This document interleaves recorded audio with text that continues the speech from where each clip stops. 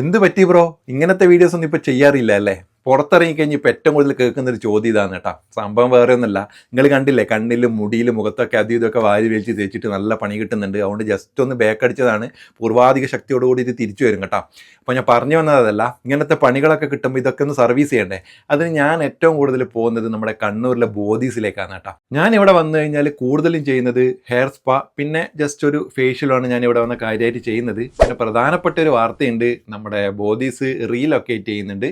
നമ്മുടെ സ്റ്റേഡിയത്തിനുള്ള പഴയ ബോഡീസിന്റെ നേരെ ഓപ്പോസിറ്റ് ആയിട്ട് കേരള ബാങ്കിന്റെ തൊട്ടടുത്ത് തന്നെയാണ് വരുന്നത് കേട്ടോ. 4000 സ്ക്വയർ ഫീറ്റിൽ 3 നിലകളിലായിട്ട് വൻ സെറ്റപ്പോട് കൂടിയിട്ടാണ് നമ്മുടെ ബോഡീസ് വരുന്നത്. ജനുവരി 1-ാം തീയതി ഗ്രാൻഡ് ഓപ്പണിംഗ് ആണ്. കണ്ണൂരിലെ തന്നെ ഏറ്റവും വലിയ സലൂൺ എന്ന് നമ്മുടെ ബോഡീസ് തന്നെ അറിയപ്പെടും. ജനുവരി 1-ാം തീയതി മറക്കണ്ട, അവിടെ വെച്ച് കാണാം.